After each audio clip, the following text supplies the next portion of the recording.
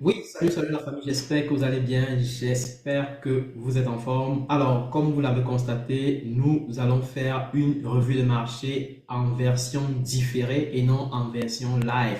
Donc, euh, donc du coup, pour cette fois-ci, on va aller dans ce sens-là parce que je suis pas disponible pour le dimanche. Donc, du coup, j'ai préparé cette vidéo pour que vous puissiez être au parfum de l'actualité, n'est-ce pas, sur les marchés et bien sûr, vous permettre de vous préparer à toute éventualité sur les marchés. Donc, reste bien scotché jusqu'à la fin parce que bien sûr, on va faire un tour d'horizon sur les paires de devises, sur les indices, sur quelques cryptos afin que tu aies la quintessence sur les marchés et que tu puisses bien sûr opérer de manière efficace.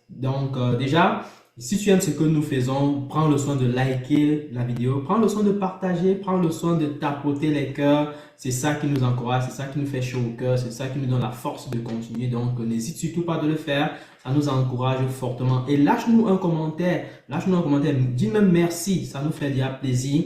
Ça nous encourage davantage à continuer dans la même lancée et pourquoi pas aller plus loin pour donner le maximum que nous avons, n'est-ce pas, à notre niveau pour que chacun ici puisse réussir sur les marchés financiers. Vas-y, lâche-toi, un peu comme nous le faisons très souvent dans les lives. N'hésitez pas surtout de liker maximum, partager au maximum, invitez vos frères, vos soeurs, vos cousins, vos cousines, tout le monde, vos proches, qu'ils viennent regarder la vidéo ensemble. C'est par là que nous allons pouvoir démystifier, n'est-ce pas, les rouages des marchés financiers et comment gagner de l'argent grâce aux marchés financiers sur ces éléments d'action. OK? À côté de ça, bien sûr, si tu es intéressé par le programme de coaching trading, n'hésite pas surtout de nous contacter le plus vite possible. Bientôt, les entrevues vont commencer. Je vais vous faire un appel seul à seul avec chacun de vous, personnes intéressées, et on va discuter ensemble. Je vais vous présenter le programme, je vais vous présenter les possibilités de ce programme, ce que tu vas obtenir de ce programme. Et bien sûr, je vais m'assurer de voir si tu es la bonne personne qu'il faut coacher parce que c'est un programme de coaching comme vous l'entendez. Donc, ce sera un travail individuel entre toi et moi où je vais te partager mes stratégies secrètes qui vont te permettre de pouvoir exceller sur les marchés, réussir tes challenges propres firmes, gagner de l'argent grâce aux propres firmes et construire un patrimoine financier. Si tu es intéressé par rapport à ça, sache que c'est un programme qui va durer 9 mois et bien sûr, je serai là à m'occuper de vous personnellement et vous donner des stratégies personnalisées à votre style, à votre façon de voir la vie, à votre façon de voir le trading. Voilà, n'hésitez surtout pas de nous contacter. Le numéro se trouve en premier commentaire ou alors contactez-nous directement si vous êtes dans les groupes WhatsApp. Contactez l'un des administrateurs de groupe et il se fera le plaisir de vous donner toutes les informations nécessaires. Voilà, ça c'est pour vous donner la quintessence. Donc n'hésitez pas surtout de nous contacter. Voilà, je m'arrête là et on va donc entrer dans le vif du sujet. Vous savez très bien la famille, la semaine qui vient de se terminer est une semaine qui a été bondée de rebondissements. Je vais dire ça comme ça parce que vous avez bien constaté, on a eu deux éléments très importants. On avait les annonces sur le chômage qui devait sortir du côté des États-Unis. On avait également, n'est-ce pas, les annonces sur Trump qui devait organiser un sommet des cryptos, n'est-ce pas, vendredi dernier avec les grands acteurs crypto made in US, d'accord? Made in USA. Donc, du coup, tout ce qui était le made in USA et tout ce qui était dans le secteur crypto, bon, en tout cas, les grands acteurs ont été invités à cette réunion à la Maison Blanche. Et donc, du coup, ils ont discuté sur l'idée d'une réserve stratégique. Et justement, la réserve stratégique a été adoptée, mais ça n'a pas eu l'impact souhaité par le marché. Visiblement, on attendait à une explosion à la hausse des cryptos, mais malheureusement, rien ne s'est fait. Donc ça, c'est un premier point. Un autre point qu'on a pu constater, c'est bien sûr la chute démentielle du dollar depuis le début de la semaine. Vous vous rappelez, lorsqu'on avait fait le live dimanche dernier, on a discuté sur ce point, faisant comprendre que le dollar américain était sur un niveau pivot de 107,77 depuis un moment. Et il tournait en rond depuis un moment sur ce niveau-là et il avait rejeté brutalement et aller chercher ce niveau-là la semaine d'avant. Et moi, j'avais donné deux scénarios. Le premier scénario, c'était qu'on perce, on va vers le haut et on continuer avec la tendance haussière du dollar, ou alors on fait un retournement brutal et on chute également avec le dollar. Et finalement, c'est le scénario de chute qui s'est manifesté. C'est-à-dire que le dollar est véritablement sur une phase baissière. La question, c'est de savoir pourquoi est-ce que le dollar baisse. Ce que moi je soupçonne clairement, c'est l'anticipation par rapport à la guerre tarifaire douanière. Donc, vous savez que c'est entré effectivement en vigueur. J'avais oublié ce point-là. La guerre tarifaire douanière est entrée en vigueur cette semaine également. Il y avait tellement de choses, tellement de situations et ça ne s'arrête pas là. Attention, ça ne s'arrête pas là. La guerre tarifaire douanière est également entrée en vigueur au cours de la semaine. Ça a poussé beaucoup d'investisseurs à anticiper l'effet inflationniste que ça va créer et donc du coup à vendre le dollar. Donc voilà pourquoi le dollar est en train de chuter brutalement. Mais par contre, on va voir que l'or est également en train de prendre plutôt une ascension intéressante. Donc ce qui fait que l'or ici joue un rôle de monnaie refuge. Donc ça permettrait éventuellement de profiter au maximum des tendances haussières qu'on pourrait avoir sur l'or pour les mois ou alors pour les semaines à venir, d'accord? Et par contre sur les cryptos, on n'a pas eu l'effervescence souhaitée. On tourne autour de 85 000 avec le Bitcoin, 2200 avec l'Ethereum et c'est malheureusement la triste réalité et les autres altcoins sont en train de chuter, ok? Donc qui n'est pas très satisfaisant en tout cas en termes de performance. Moi, je l'avais déjà dit ici qu'avec la guerre tarifaire qui a démarré, il faut s'attendre à des chutes. Il faut s'attendre clairement à un contexte pessimiste pendant un bout de temps. Ok, ça se peut, les choses reviennent un peu à la normale, mais jusqu'ici, je ne pense pas que ça va revenir à la normale aussi facilement. Dès qu'il y aura une mauvaise news, boum, le marché va être impacté négativement. Que ce soit le marché des indices, que ce soit le marché des actions, que ce soit le marché des cryptos, que ce soit même le marché du forex. Donc, suivez bien en tout cas ces marchés-là. Ça va vraiment faire des va-et-vient à ne plus comprendre. D'accord? Donc, ça, c'est des points que j'anticipe et je sais très bien que ça va se faire. Donc, je vais partager mon écran ici pour qu'on essaye de faire un tour d'horizon rapidement sur les annonces économiques qu'on va avoir au cours de la semaine. Et bien entendu, comment est-ce qu'on va se comporter de manière efficace. Donc, je partage mon écran tout de suite. Donc là, sur l'écran, vous avez mon graphique sur TradingView. Mais je vais aller directement sur Forex Factory d'abord, afin qu'on voit le calendrier économique de la semaine, n'est-ce pas? Donc, et ça nous permettra de voir à quoi on doit réellement s'attendre. Donc, déjà, n'oubliez pas que les chiffres du chômage sont sortis à la hausse. Donc il y a un peu plus de chômage aux États-Unis qui crée bien sûr un contexte encore baissier.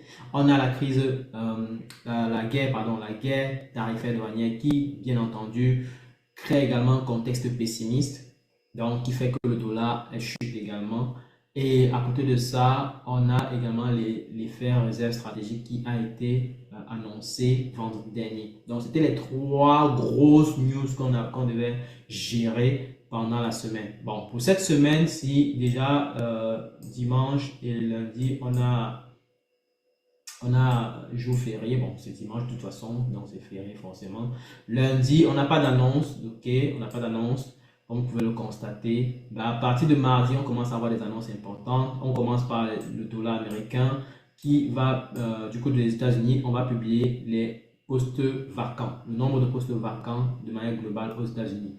Et là, du coup, on pourrait passer de 7,6 millions à 7,71 millions. Donc, si on passe de 7,6 à 7,71, ça traduit clairement qu'on est peut-être aussi avec le nombre de postes affichés, de postes vacants ouverts. Ok, donc si c'est le cas, ça pourrait éventuellement contribuer à ce que le dollar reprenne légèrement à la hausse. Et justement, j'envisage que le dollar reprenne à la hausse. Et cette annonce-ci vient un peu confirmer ce que j'anticipais. Parce que techniquement parlant, si on va sur le dollar, si on va sur le DXY, on va se rendre compte rapidement que il a grossièrement chuté et là on est en oversold. Donc du coup, je m'attends à une correction, ne serait-ce qu'en début de semaine, pour pouvoir engager une chute. Donc, ça, c'est ce que je prévois en tout cas pour le dollar américain.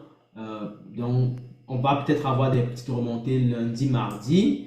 Et à partir de mercredi, on peut chuter, continuer avec la chute. Déjà, regardez que mercredi, on aura encore des annonces très importantes avec les États-Unis. Il s'agit bien sûr des annonces sur l'inflation. Et ce sera pareil pour la journée de jeudi. N'oubliez pas, la journée de jeudi, on a le PPI, l'inflation sur le producteur. Le mercredi, c'est l'inflation sur le consommateur. Le jeudi, c'est l'inflation sur le producteur. Donc, il se trouve qu'on anticipe une baisse de l'inflation et ça pourrait donc contribuer également à la baisse du dollar. Ok, donc le dollar pourrait baisser à partir de mercredi. Et jeudi, on voit également que le PPI, donc le Producer Price Index, donc l'indice de prix à la production ou alors l'inflation chez le producteur, va potentiellement baisser. Et là, du coup, on anticipe aussi également que le dollar américain pourrait vivre une baisse. Donc, ça voudrait dire vraiment que le dollar peut remonter lundi, mardi, et puis à partir de mercredi ou alors mardi soir, on chute brutalement. Ok, ça c'est le scénario que je vois principalement sur le dollar. Ok, bien entendu, à côté de ça, on va avoir le vendredi le taux de croissance du PIB du côté de l'Angleterre qui pourrait aller à la baisse. Donc, on pourrait passer de 0,4% à 0,1%. Donc, une telle baisse va se traduire par une baisse du pound britannique, donc le GBP pourrait chuter. Et en fin de compte, on aura le dollar américain qui va encore subir une annonce le vendredi avec le Consumer Sentiment, l'indice de sentiment du consommateur, afin d'évaluer comment est-ce que le consommateur voit réellement le marché de manière globale. Et il se trouve que le consommateur, pour l'indice du consommateur, l'indice de sentiment du consommateur, on anticipe une baisse, n'est-ce pas? Une baisse de l'indice. Et donc, du coup, ça pourrait se traduire encore par une baisse du dollar, ok? Parce que si le consommateur est pessimiste dans son contexte global, c'est-à-dire qu'il y aura moins de consommation probablement et donc moins de dollars, moins de demande de dollars. Donc, je m'attends clairement à des news plutôt baissières sur le dollar. Donc, vous voyez qu'à côté de ça, à part le dollar, on aura le dollar américain, on aura le Canada qui va publier également son taux d'intérêt de la Banque centrale. Et il se trouve que le Canada risque de faire baisser encore les taux. Et je pense que c'était attendu qu'on baisse. Ouais, on a anticipé une baisse de 25 bips, passant de 3% à 2,75. Donc cette baisse-là pourrait se traduire par une baisse, n'est-ce pas, du dollar canadien. Ok? Donc on va surveiller de près en tout cas ces annonces de manière très près. Donc, globalement parlant, je vois donc un dollar américain qui pourrait monter entre lundi et mardi et puis chuter à partir de mercredi ou mardi soir. Le yen japonais pourrait faire l'inverse, n'est-ce pas? On pourrait descendre légèrement comme ça en début de semaine et puis repartir à la hausse avec le yen japonais. Le dollar canadien pourrait subir une chute, n'est-ce pas? On a dit ça déjà. Le dollar canadien pourrait subir une chute. Et enfin, le pound britannique pourrait également subir une légère chute. Ok, donc GBP pourrait expérimenter une légère chute. Donc, c'est pas forcé que ce soit une grosse chute parce que l'annonce qu'on aura sera mensuelle, mais c'est pas comme si ça va trop impacter. C'est une haute fréquence. Ok, voilà. Donc, voilà pour vous donner un peu rapidement la quintessence. J'espère que vous avez aimé. Si vous avez aimé sur cette première partie, jusqu'ici, essayez de tapoter au maximum les cœurs, la famille, tapoter au grand maximum, n'est-ce pas? Il faut tapoter, il faut liker, il faut partager. Chacun partage au moins dans 20 groupes. Facebook, Telegram, WhatsApp, TikTok. Et dites-nous en commentaire depuis où est-ce que vous nous regardez. Ça nous fait grand plaisir. Ça nous permet d'ajuster le contenu qu'on produit en fonction de vos localisations géographiques. Donc, n'hésitez surtout pas de commenter, de dire merci, de poser vos questions. Et c'est ça qui donne la dynamique, n'est-ce pas? Et ça chatouille les algorithmes de YouTube, Facebook et tout ce que vous voulez. Et ça permet que nous ayons beaucoup plus d'impact dans la communauté. Ok? Donc, voilà. Ça, c'est pour vous donner déjà un ordre d'idée sur le marché pour les monnaies. Maintenant, revenons sur les graphiques. Si vous avez déjà terminé de partager. Donc, prenez la pause et partagez au maximum et revenez. Ok? Ne vous inquiétez pas. C'est une vidéo en différé. Donc, vous pouvez mettre la pause. Vous partagez d'abord dans 20 groupes, Facebook, Telegram, WhatsApp, TikTok, tout ce que vous voulez. Et vous revenez maintenant. On continue ensemble. Allez-y. Donc, je vais attendre et puis vous le faites. Ok. Donc, une fois que vous avez fait, on revient à la charge. On va donc regarder le VIX. Donc, on commence avec le VIX. Donc, le VIX qui est l'indice de volatilité globale sur le marché des actions. Et vous voyez, ça fait je crois quelques semaines déjà qu'on parle du VIX et on regarde cela à chaque fois pour bien comprendre où est-ce qu'on en est avec la peur sur le marché, où est-ce qu'on en est avec le contexte, le sentiment du marché. Quand le VIX va à la hausse, ça voudrait dire que ça va créer plus de panique sur le marché. Quand le VIX va à la baisse, ça voudrait dire qu'on a moins de panique et donc les actions vont aller à la hausse et donc les indices vont aller à la hausse. Puisque les indices sont des paniers d'actions. Ok? Donc ici, on peut bien voir que lors de la semaine qui vient de se terminer, si on regarde les 5 dernières bougies, on voit bien qu'on a explosé massivement. On est venu chercher ce niveau de 25 et depuis un moment, ça voudrait dire qu'il y a des choses qui se passent sur le marché. Il y a beaucoup de risques il y a beaucoup de risques qui se manifestent sur les marchés.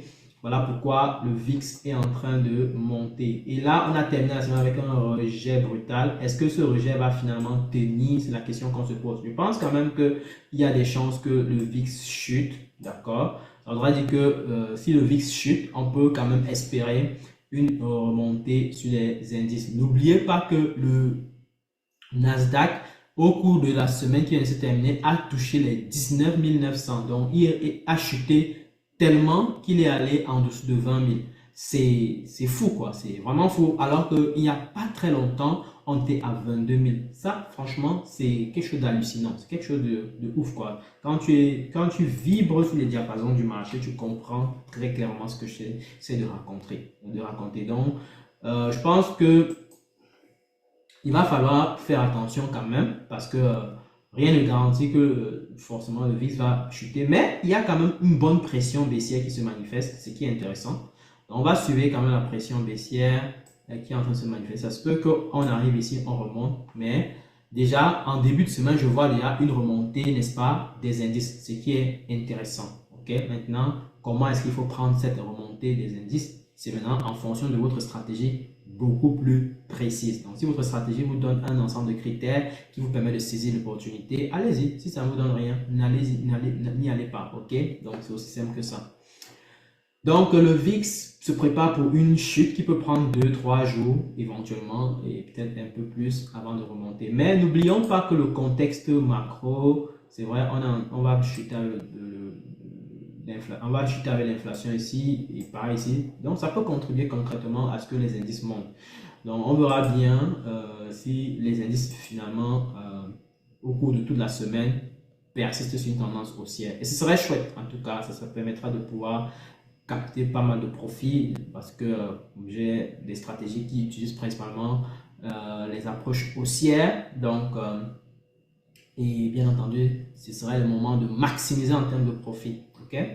Voilà. Donc maintenant, une fois qu'on a parlé de ça, on peut passer maintenant aux indices Nasdaq et autres. On voit bien que pour le Nasdaq déjà, depuis quelques 2-3 semaines, on a fait une chute de pratiquement 10%, 10,78. C'est énorme, n'est-ce pas? Mais là, on voit qu'on a terminé la semaine, n'est-ce pas, avec un excellent rejet, un gros rejet. Ce que moi je vois venir déjà avec le Nasdaq, c'est qu'on risque de venir tester, n'est-ce pas? On risque de venir tester ce niveau des 20 000 encore. Donc, on va tester 20 000 net pile poil, ok? Et on risque d'engager la hausse. Donc, préparez-vous à des remontadas lorsqu'on aura touché les 20 000. J'ai voulu prendre une opportunité vendredi dernier parce que je savais très bien que il était sur un niveau clé important. En tout cas, quand le prix a chuté jusqu'à ce point bas, je savais qu'il était sur un point clé, un niveau clé important. Mais j'ai beaucoup hésité parce qu'on était vendredi. Je ne voulais pas me retrouver dans une situation bizarre de fin de semaine où si ça ne marche pas et je commence à regretter pourquoi est-ce que j'ai pris le trade alors que j'aurais pu tranquillement me reposer. J'ai dit finalement que bon, ok, je vais me reposer tranquillement parce que la semaine a été wild, a été vraiment sauvage et il fallait vraiment contrôler au maximum le risque. Donc du coup, j'ai laissé le trade, je suis passé et finalement c'est allé à la hausse. Tant mieux, maintenant je vais attendre le retest, ok, à 20 000 et ça pourra me permettre de pouvoir saisir l'opportunité. Donc si on a un retest à 20 000, n'est-ce pas? Là, ça va m'arranger essentiellement. Ça va me permettre de pouvoir saisir cette opportunité de manière efficace. Et je suis convaincu que ça pourra donner de belles choses. Ok, donc je m'attends à un retest d'abord en début de semaine, c'est-à-dire lundi, mardi. On peut avoir lundi, pardon, on peut avoir le Nasdaq qui chute rapidement, vient aux 20 000. Et une fois atteint le 20 000, on peut maintenant engager la hausse. Ça, c'est ce que je vois venir. Donc, la tendance est principalement haussière selon moi pour la semaine-ci. On verra bien. Peut-être la hausse ne va pas être aussi importante que je l'espère. On peut venir s'estomper ici pour encore engager les chutes. Voilà, c'est ce qu'il faut garder en tête parce que le contexte lorsqu'on a la vue transversale, n'est-ce pas? La vue transversale nous permet de pouvoir, je n'avais pas partagé mon écran, désolé. La vue transversale nous permet de pouvoir comprendre que le contexte global est d'abord pessimiste. Maintenant, après, quand on est sur les graphiques, il faut toujours avoir une lecture du graphique en gardant quelque part dans un coin de la tête que le contexte est pessimiste. Comment est-ce que le marché peut se comporter d'un point de vue graphique? Ok, il faut toujours garder ça en tête. Donc, du coup, pour moi, je pense que même si on a des hausses, les hausses ne vont pas être très fulgurantes. Elles vont peut-être aller jusqu'à un certain niveau et s'estomper. Et le niveau clé que je vois qu'elles peuvent atteindre, c'est les 20 500, 20 600. Donc, on peut facilement atteindre 20 500, 20 600 partant de 20 000. Ça fait déjà 500 points, c'est énorme. Donc, profitez déjà de cette hausse-là, ce serait génial. D'accord? Donc, tendance haussière à surveiller. Même chose pour le Dow Jones qui est venu tester également un niveau clé. Vous voyez que c'est un niveau clé qui a été travaillé pendant un passé récent. Donc, si on regarde bien, ici, voilà. On regarde bien que le Dow Jones a travaillé ici, il a travaillé et là, il est revenu tester ici. Donc, on voit qu'on termine la semaine avec un gros rejet vendredi. Et la question, c'est de savoir si on va venir retester ici avant de partir ou alors on va directement partir. Donc, les deux possibilités sont envisageables. Mais ce que je souhaite le plus, c'est qu'on vient retester. Si on vient retester, là, ça va me donner l'occasion d'entrer de manière excellente. Ok? Donc, je vais placer juste mon scénario comme ça pour préparer la situation. Donc, ma situation que je préfère, c'est qu'on vienne retester ici et on nous donne l'occasion d'entrer sur le marché, ok, de manière saine, ok. Donc, on va surveiller ça de près. Je vais éliminer quelques cette traits-ci pour ne pas avoir du superflu sur mon graphique, d'accord. Ok. Donc, ça c'est le Dow Jones. Et pareil pour le Dow Jones, on peut éventuellement venir jusqu'ici, sinon peut-être jusqu'ici, avant de rejeter. Donc, ça, il faut vraiment être très précis ou alors prendre plus de précautions, dirais-je, pour contrôler comment est-ce que les bougies se comportent lorsqu'on approche déjà les niveaux clés tels que j'ai cité. Donc, l'un des niveaux clés, c'est les 43 000 déjà, 43 300 et après éventuellement 44 000. Donc, on verra bien. Donc, il y a 43 300, ce sera déjà un bon point à suivre, ou 43 000 même. Ce sera déjà des points à suivre de près. Alors, le S&P 500 a chuté, mais très brutalement. Ok, vous pouvez voir que on a fait une descente de quasiment 10%, ce qui n'est pas une bonne chose pour le S&P 500, qui d'ailleurs c'est à presque, on est à 8% quasiment de chute depuis le all-time high. Vous savez que le S&P 500, beaucoup de personnes, ils ont juste à réaliser 10%. Beaucoup de gros investisseurs, ils ont juste à investir pas mal de leurs sous sur le S&P 500, réalisent 10% annuel, 7 à 10%. Ça leur convient déjà, puisqu'ils ont des milliards à investir. Ok, donc là, une chute de 7% comme ça là, sur le S&P 500, ça marque quand même une sorte d'inquiétude, parce qu'il est clair que le marché le moins risqué est en train de sous-performer et ce sera difficile de voir quelque chose qui se manifeste de manière positive telle qu'on le souhaite. Mais on reste concentré. On voit qu'ici, il n'y a pas beaucoup de liquidité. Donc, on peut facilement aller directement à la hausse ici. Je pense quand même qu'on va retester. On peut retester ne serait-ce que pour venir ici. Et on va remonter, n'est-ce pas, selon moi. Et la remontée va d'abord bloquer ici, sinon quelque part là. Donc voilà comment je vois les indices, le S&P 500. Alors, pour les monnaies de manière unilatérale, on a parlé de dollar. Je dis tantôt que le dollar va potentiellement vivre une correction.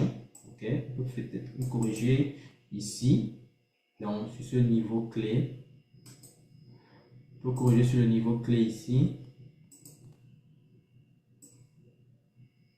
Ensuite, on descend. Donc, la tendance principalement est baissière. Donc, n'oubliez pas ça. La tendance est principalement baissière. Donc, ce qui fait que ça peut faire des allers-retours. Sinon, on peut même corriger légèrement, hein, juste légèrement. Pas besoin d'aller trop haut comme ça. On peut corriger quelque part ici et on descend. Donc, voilà. Ce qui fait qu'il faut surveiller en tout cas le dollar. Ça peut remonter lundi, mardi. À partir de mercredi, il faut envisager des chutes. Donc, sur les paires de devises, Euro USD, GBP USD, AUD USD, NZD USD, je m'attends à des hausses à partir de mardi soir, voire mercredi. Donc, c'est des choses que je garde en tête pour ne pas louper. Okay? Le yen japonais est en train de foncer à la hausse, justement. Vous savez, le dollar, quand il chute, le yen, il monte. Donc là, on peut avoir une correction, n'est-ce pas? On peut avoir une petite correction, comme je l'ai mentionné avec l'analyse fondamentale. Cette correction-là pourrait venir chercher ce niveau-ci, ou au pire des cas, ce niveau bas. Mais je vois beaucoup plus ce niveau-ci qui va être testé, afin d'engager, n'est-ce pas, la hausse. Donc, je pense qu'il va falloir surveiller ça de près pour profiter de la hausse qui arrive sur le yen japonais. Pound britannique, pour le pound britannique, on voit qu'on est sur un niveau clé et je pense qu'on peut continuer avec la hausse, n'est-ce pas? On peut continuer avec la hausse légèrement. On va peut-être venir tester ce niveau-ci avant d'engager finalement un éventuel rejet. Ok? Donc, ce que moi je vois en tout cas venir avec le pound britannique. Pour l'euro, on a foncé, on est quasiment proche d'un niveau clé qui avait été testé donc quelque part ici en haut. Je vais enlever ceci. Donc, je pense qu'on va venir tester ce niveau en haut, n'est-ce pas? Et peut-être on pourra rejeter aussi maintenant et descendre encore plus bas avant d'engager. Donc, du coup, l'euro peut aller à la chute. Enfin, il peut d'abord aller à la hausse, mais engager après la chute. OK? Alors, pour le dollar canadien, on a dit que le dollar canadien peut expérimenter une baisse. OK? Donc, la semaine dernière, on anticipait la baisse. Ça a bien... on anticipait la baisse. Il a tenté de faire la baisse, mais il a bloqué rapidement dans la zone. Vous voyez, c'est une zone où il y a beaucoup de range depuis un moment. Est-ce qu'on va continuer avec le range? Mais moi, personnellement, je vois en tout cas une baisse qui peut s'estomper encore une fois sur ce niveau clé qui est très travaillé depuis un moment. Et une fois qu'on aura touché ce niveau clé, on peut rapidement remonter. Donc, moi, je regarderai beaucoup plus la baisse potentielle qui arrive. D'accord? AED, le dollar américain, pardon, le dollar australien, je veux dire, dollar australien, on pourrait également expérimenter une chute. Donc, on voit bien qu'il y a un joli rejet qui s'est formé déjà et on peut anticiper la baisse du dollar australien également. Ok. Et pour le dollar néo-zélandais, on est également sur un niveau clé et j'anticipe aussi une baisse. D'accord. Donc, techniquement parlant, je pense que ça peut se faire. On peut voir un dollar néo-zélandais qui se retrouve encore au niveau des 55,88. Ce serait génial. Et en fin de compte, le franc suisse qui persiste sur sa tendance haussière. Ok, je pense que le franc suisse peut continuer avec cette tendance-là pendant un bout de temps. C'est vrai qu'il y a beaucoup d'incertitudes quand même. Vous voyez, c'est très bizarre la courbe. Mais on peut encore continuer avec la hausse jusqu'à atteindre ce niveau clé tout en haut. Donc ça c'est pour les monnaies de manière unilatérale. La famille, il faut liker la vidéo, il faut partager, il faut nous dire en commentaire depuis où est-ce que vous regardez la vidéo, n'est-ce pas? Dites merci, commentez, laissez vos questions, n'est-ce pas? Et bien sûr, pour ceux qui sont intéressés par le programme de coaching trading, n'hésitez pas à mettre votre nom sur la liste des intéressés, des personnes intéressées. Je vais organiser des appels, n'est-ce pas, avec ceux qui sont véritablement intéressés. On va discuter de fond en comme chacun d'entre nous et on va bien sûr s'entendre sur comment est-ce qu'on va avancer si vraiment tu es la bonne personne avec qui je vais travailler. Parce que j'ai dit, je ne vais pas sélectionner tout le monde, je vais sélectionner une dizaine de personnes et on va travailler ensemble de fond en comble pour que ces personnes-là réussissent, n'est-ce pas? On va travailler pendant 9 mois pour que vous réussissez, n'est-ce pas, votre marché en 2025 ensemble, ok? Le but ultime, c'est ça. Donc, concentrez-vous si vous êtes sérieux et je pense que ça va se faire, ok? Voilà, d'accord. Donc, je vais retourner sur mon graphique. Allons-y, la famille. Ok. Donc, n'hésitez pas de partager, continuez de partager, n'hésitez surtout pas, ça donne de la force, ok? Donc, voilà, donc je vais continuer avec les paires de devises. Pour les paires de devises, on voit, si on prend GBP USD, GBP USD, on a eu une très belle remontada, comme vous pouvez constater. Je pense que déjà, de 1, je pense qu'on pourrait avoir une correction qui va être utile pour pouvoir mieux entrer sur ce marché. Donc, la correction peut se faire jusqu'ici, n'est-ce pas? Quelque part là, n'est-ce pas? On pourra avoir une correction qui se fait là pour engager la hausse. Sinon, la correction peut se faire jusqu'ici. Ok, pour revenir jusqu'en bas là, mais je doute bien fort pour le deuxième scénario aussi. Je pense plus qu'on peut corriger et atteindre les 1.2757 et engager maintenant la hausse. Ok, donc pour moi, je pense qu'il va falloir surveiller plus ce scénario-ci. Ok, donc si on fait la correction sur les 1.2757, là c'est un bon prix d'achat. On peut engager l'achat à ce niveau. D'accord, donc voilà. Le GBP JPY. GBP JPY, on a fait du surplace, un peu d'aller-retour, un peu d'aller-retour.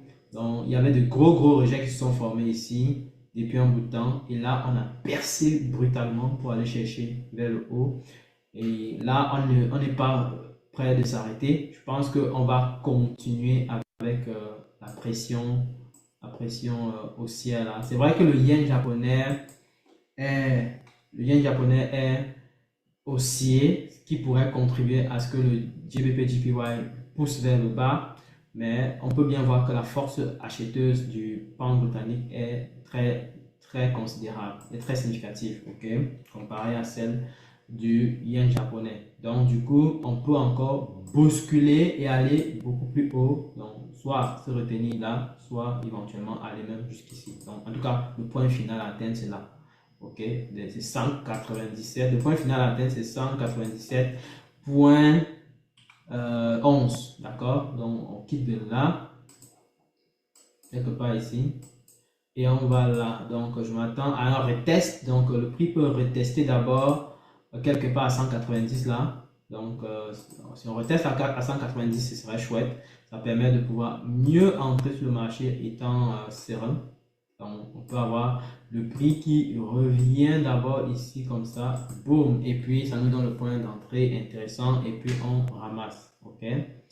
Donc, le USD JPY, d'un côté on a le dollar américain qui est plus baissier actuellement que haussier et le yen japonais qui est haussier. Donc, je m'attends personnellement à ce qu'on ait une correction avec le USD JPY qui sera suivi par une descente substantielle.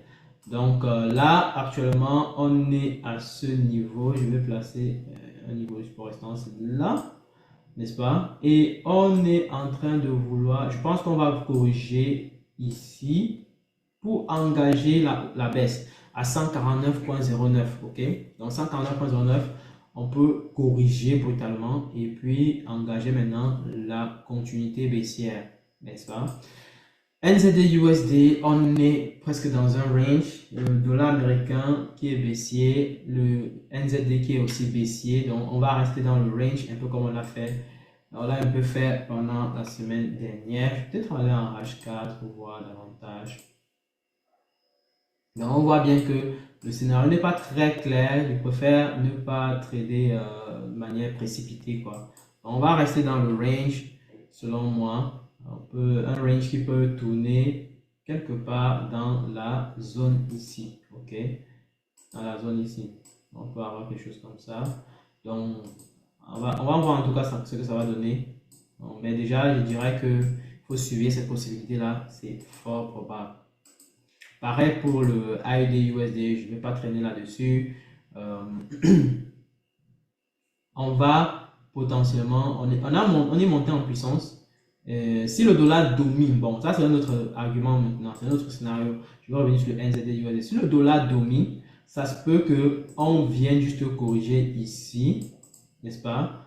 Et on engage la poursuite de la hausse, ok? Donc, ça c'est aussi un argument à considérer. Donc, si on voit beaucoup trop de rejet ici, c'est bien, il faut peut-être prendre l'achat. Pareil ici avec le NZD USD, le AUD USD, pardon. On est déjà sur le niveau clé. Je pense qu'on peut a priori venir retester un peu ici et engager finalement la hausse. Ok?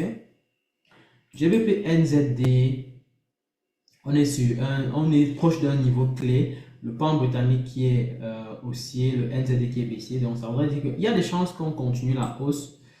Mais cette hausse-là ne va pas continuer de sitôt. Selon moi, je pense qu'on va d'abord corriger, ok, pour donner l'occasion d'engager la hausse. Donc, selon moi, ce que je vois venir. Mais on est purement haussier. Donc, le trade que je prendrais, ce serait ici, exactement.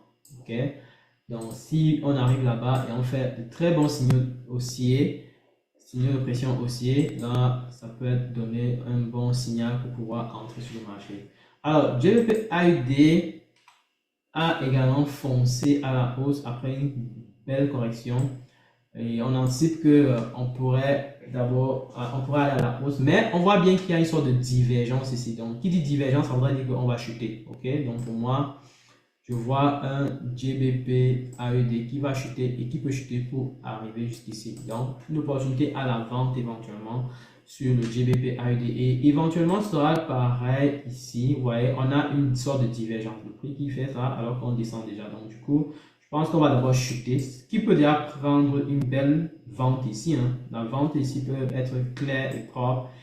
Partant du prix actuel où on est jusqu'au plus bas ici, sinon même encore plus bas ici, si le marché est brutal, si ce marché est brutal. Donc, sinon, si on retient ici, là, tu peux récupérer en tout cas une partie des profits ici et peut-être une deuxième partie ici. Si ça tourne en rond ici, ça ne bouge pas, tu peux sortir totalement ici à un moment donné et puis tu te prépares pour une remontada. Voilà.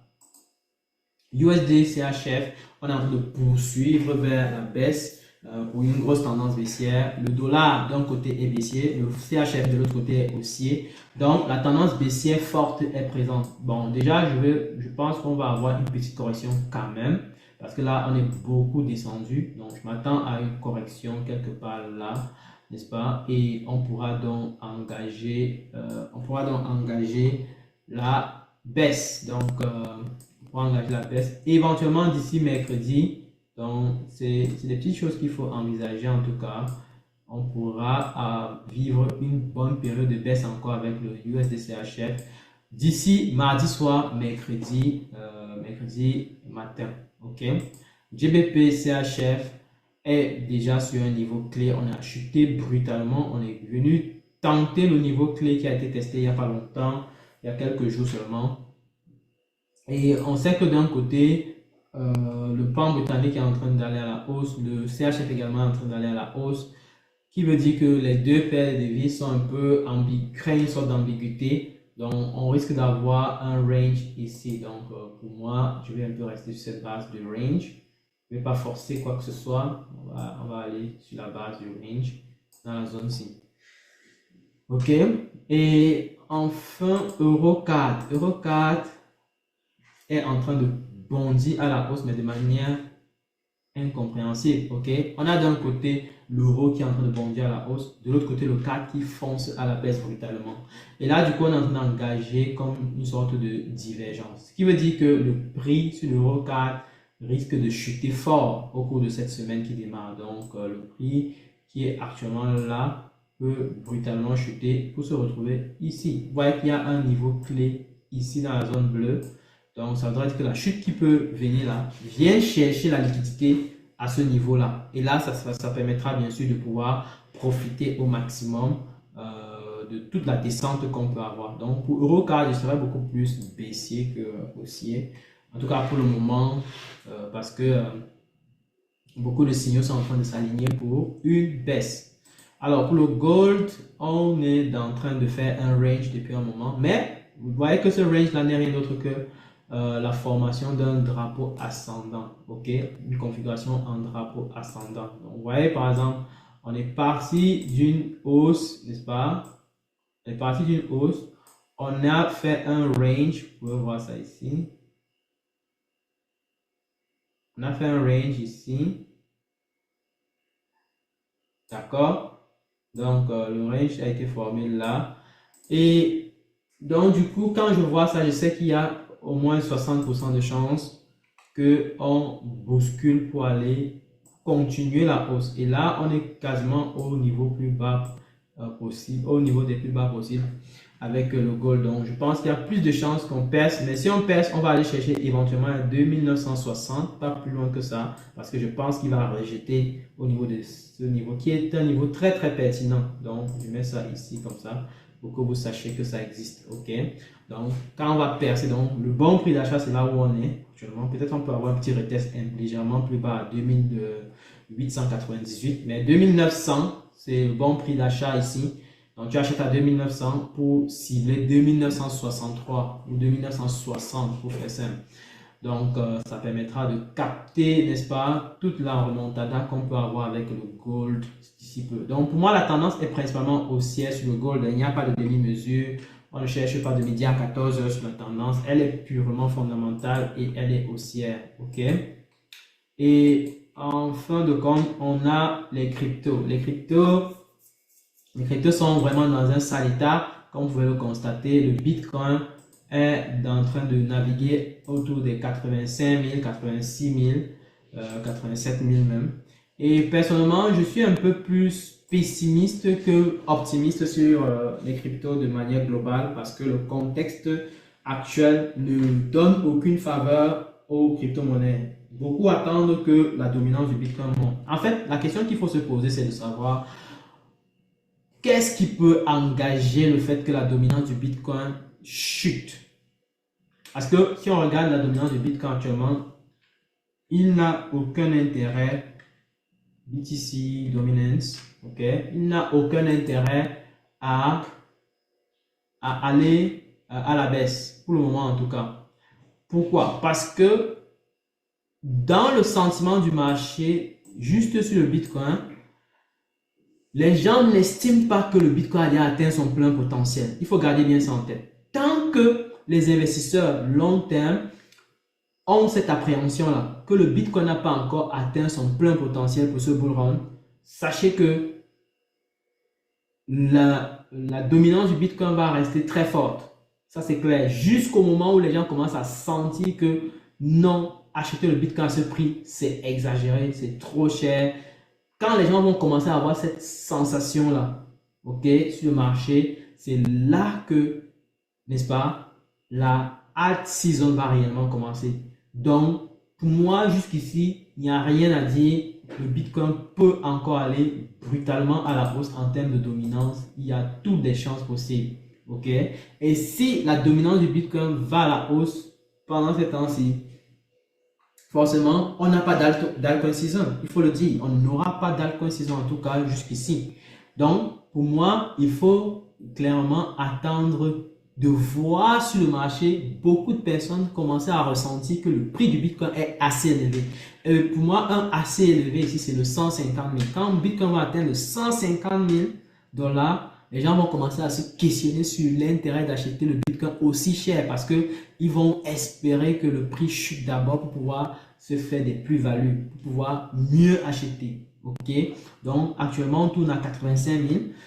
Et ça voudrait dire que la dominance du Bitcoin peut encore continuer. Franchement, il peut encore aller plus haut et nous donner encore des niveaux plus importants. Ok? Donc, on peut aller chercher les 65%, voire même les 70%. Donc, et en plus de ça, on a la masse monétaire en circulation qui n'est pas encore montante. On a également les taux d'intérêt du côté des États-Unis qui n'est pas encore baissier.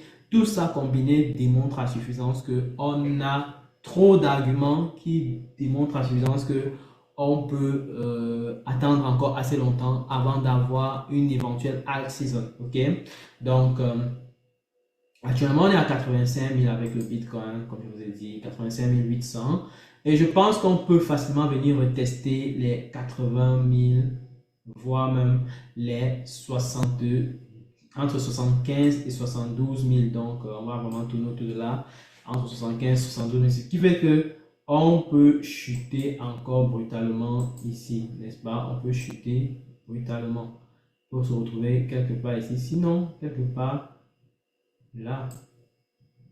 On va se retrouver quelque part là, tout en bas, et avant peut-être d'envisager réellement une grosse remontée. Et cette descente-là peut prendre plusieurs mois. N'oubliez pas, la descente, la phase de descente, il peut prendre plusieurs semaines, plusieurs mois. C'est pas une affaire de un jour, ok?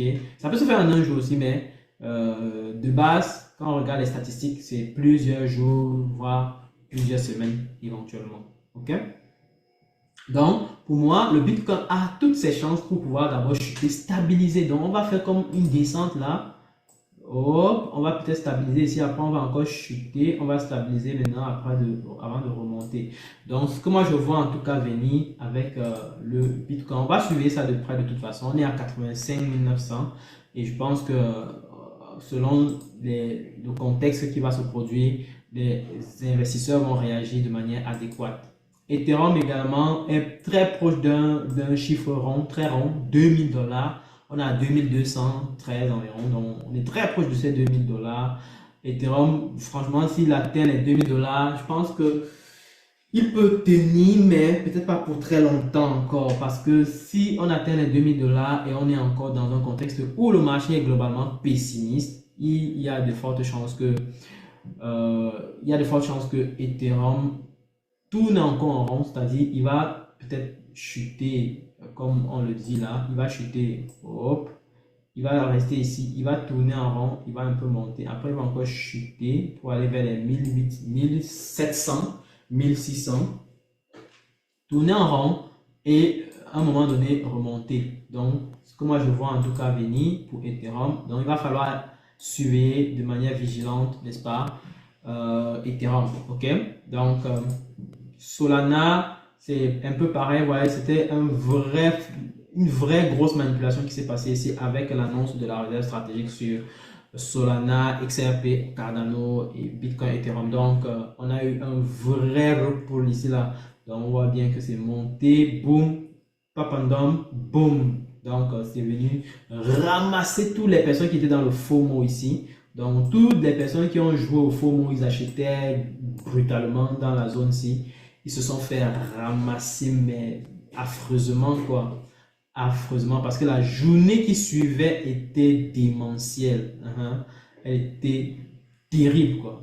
Donc, ouais, toute la hausse là s'est recouverte et après on a eu une grosse bougie et là on se prépare encore pour chuter davantage. Je pense que Solana peut facilement aller chercher les 100 $, ok, 100 $ pour se calmer avant de repartir à la hausse. Donc, 100 $, c'est un chiffre rond certainement qui va être suivi de près avec Solana. Ça va demander d'être prudent, de prendre des mesures très très sérieuses. On va regarder XRP qui également est en train de chuter comme on peut le voir. XRP qui est actuellement à 2,34. On avait atteint les 2,97 il n'y a pas longtemps, hein, il n'y a vraiment pas longtemps. 2,97, mais on a chuté. Je pense qu'on va venir rechercher le niveau des 2 $, sinon même 1,95 comme ça là, pour pouvoir, n'est-ce pas, comprendre, pour pouvoir prendre avantage, n'est-ce pas, du marché, ok, pouvoir remonter, ok. Donc, je pense que si on atteint ce niveau-là, peut-être même des 1,79, si on atteint les 1,79 avec XRP, il faut, à la limite, il faut vraiment l'acheter. Je pense que c'est la limite possible qu'on peut avoir avec XRP. S'il atteint ce niveau-là, waouh, ce serait intéressant. Il va falloir ramasser le max de pactole, quoi. Voilà. Et l'avantage avec XRP, c'est qu'il peut remonter assez vite, assez vite. Donc, ce qui fait que l'on peut vraiment profiter le plus vite possible de ce gain et aller même investir ailleurs. D'accord? Voilà, donc on va regarder XLM, qui est un peu le frère ou le cousin de XRP. Là, lui, il est vraiment prêt pour une autre chute. Je pense qu'il va probablement aller chercher les 0,19, n'est-ce pas? 0,19, sinon les 0,14. Donc, on peut facilement venir chercher ce niveau-là, ici, avant d'engager, n'est-ce pas, la hausse. Ok? Sinon, on peut aller plus bas, dépendamment du pessimisme que le marché va nous afficher. Et voilà, donc parce que je pense qu'il y a encore au moins 2-3 mois de pessimisme sur le marché, de tourner en rond, de situations un peu indécises, et avant de se retrouver dans un contexte où on peut avoir des prix qui remontent avec confiance. Ok, on voit par exemple tel coin qui avait atteint qui avait brûlé, un feu qui avait tué 1,0, on avait atteint les 0,012, pardon, alors qu'on avait tourné en rond pendant un bon gros moment à 0,06. Donc toute la remontée qu'on a eue ici avec tel coin a totalement rechuté pour revenir sur ce niveau clé. Ouais, c'est fou, hein. C'est ça le pessimisme qu'on ressent sur les marchés et qui se manifeste en fait sur les graphiques. Ok, donc ici par exemple, on va tourner en rond. On risque de tourner en rond avant de revoir encore une éventuelle hausse. Et ça peut durer très très longtemps. Regardez le contexte de 2021. Du bull run de 2021, vous allez mieux comprendre ce que j'essaie de dire. Dans le contexte de 2021, si vous regardez le Bitcoin, même de 2024, je vais même trop loin. Regardez même 2024. Si vous regardez 2024, avec le Bitcoin, vous allez bien comprendre de quoi je parle. Regardez que en 2024, en mars 2024, janvier, février, on était monté en puissance, mais à partir de mars, on a commencé à chuter, tourner en rond, tourner en rond, tourner en rond, tourner en rond, tourner en rond, tourner en rond pendant des mois et des mois et des mois avant de se retrouver en fin septembre pour voir des belles remontées. Bon, on a eu quelques périodes où on a eu des remontées, c'était génial, mais après ça, c'était du n'importe quoi. Si on prend Ethereum, par exemple, pendant la période, c'était mars, si on regarde mars, voilà, donc on regarde par exemple voici mars, ok. Donc quand on était en mars 2024, janvier, février, on est très bien monté, on était content, mais à partir de mars, boum, on a chuté jusqu'au mois de mai, juin, ok. On a encore remonté, mais pour rechuter encore terriblement, terriblement. Donc, vous voyez qu'on peut facilement avoir une reprise en juin, ce qui serait intéressant. Mais avant juin, c'est compliqué. Avant le mois de juin, c'est un peu compliqué. D'accord? Donc, on risque de ne rien avoir pendant plusieurs semaines, voire plusieurs mois. Et je sais déjà qu'en juin, juillet, on peut avoir des belles remontées qui reviennent. Et après, on peut encore avoir de belles remontées qui peuvent revenir autour du mois d'octobre.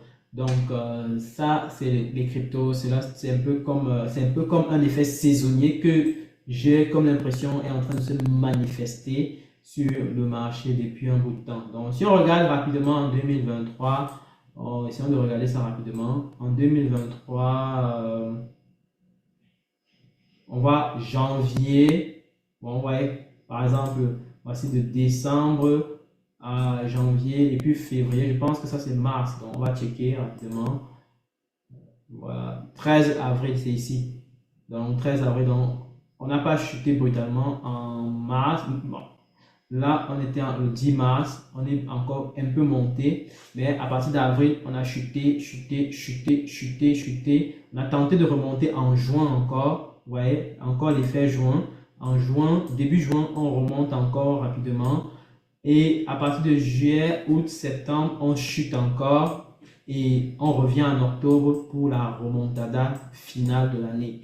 Donc, c'est ça, je pense que c'est ça qu'il faut voir. C'est cet effet saisonnier-là qu'il faut capter rapidement pour s'adapter. Je pense qu'il y a un effet saisonnier qui se manifeste actuellement. Et il faut profiter au maximum de cet effet saisonnier pour bien capter les tendances, ok?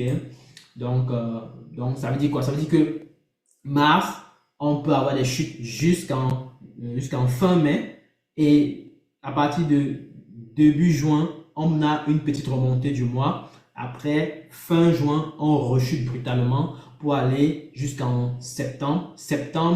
Fin septembre, on reprend avec les hausses jusqu'à fin novembre, début décembre. Donc, voilà un peu le schéma. Ok, le schéma d'ensemble. En tout cas, lorsqu'on se base sur les 2 à 3 dernières années. Ok, donc c'est ça. Ok, donc voilà un peu pour vous donner rapidement la quintessence. Je ne vais pas aller plus loin pour les autres cryptos. J'espère que vous allez prendre le temps de travailler dessus. Si vous avez des questions par rapport à ça, n'hésitez pas, la famille. On est là pour répondre à vos questions. Si vous avez des questions, les groupes WhatsApp sont là. La partie commentaire est là également. Vous pouvez commenter là-bas. N'hésitez pas à nous contacter si vous avez des questions. N'hésitez pas à nous contacter si vous êtes intéressé par le programme de coaching trading qui va bientôt commencer. Donc, n'hésitez pas de rapidement nous contacter. Le numéro se trouve en premier commentaire. Vous nous laissez un message et puis on va vous donner les instructions à suivre. Sinon, si vous êtes dans les groupes WhatsApp, contactez l'un de nos administrateurs et principalement l'administrateur de groupe, Monsieur Mohamed, et il va s'occuper de vous de A à Z. Ok, voilà. Donc, je vais organiser des appels one-to-one, n'est-ce pas?